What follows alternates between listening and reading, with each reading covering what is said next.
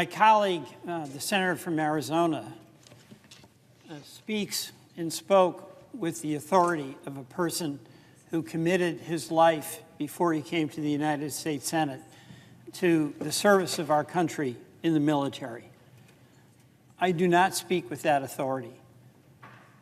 I speak with the gratitude of a citizen who's benefited by the willingness of folks like the senator from Arizona to dedicate their professional life to the defense of our country.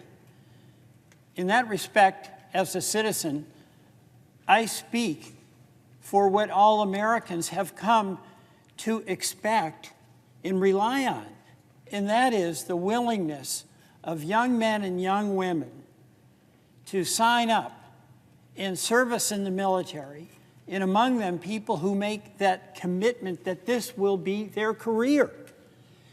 And they do it day in and day out, being ready for whatever may come, being willing to respond to the call of the commander-in-chief, no matter what that may be.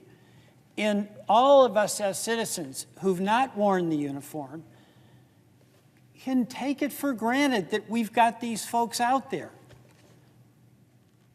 But now what the senator from Alabama is doing is essentially attacking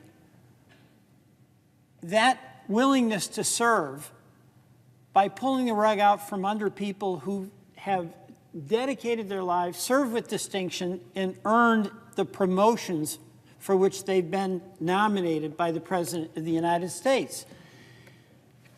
You can't have an organization that functions where you don't have leaders.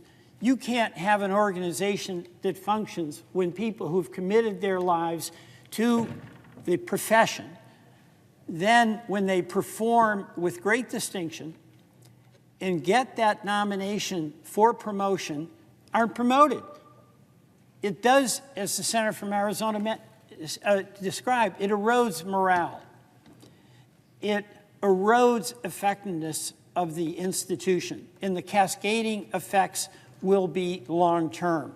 And it is all on the basis of a willful determination to essentially abuse the men and women in the military, to abuse the military itself for an individual goal that's unrelated to the performance of the military, but has a very detrimental impact on the military. But you know, there's another element here. We're senators, so that's a big position. There's a lot of authority that goes with that job. But can any of us look in a mirror and feel good about the use of that authority when the effect of that power, as it's being used right now, is just flat out mean?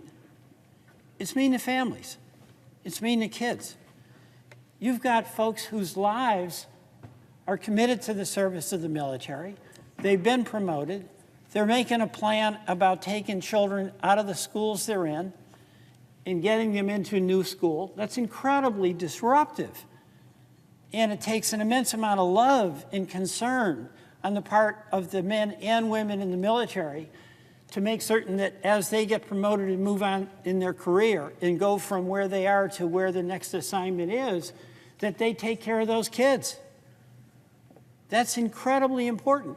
And how can a senator take an action that's going to cause so much trauma for innocent people, including the children of these people who've earned the distinction of a promotion? This has got to end. It's got to end. It's got to end because the citizens of this country are entitled to a functioning military, and a single senator cannot intrude, or should not intrude, on the promotion process. This has got to end so that we show respect for families and the burden that goes along with moving from where you are to the next, to the next duty station.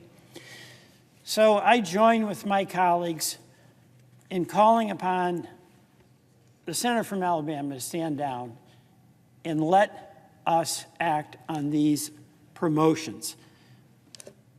Our men and women in the military deserve it.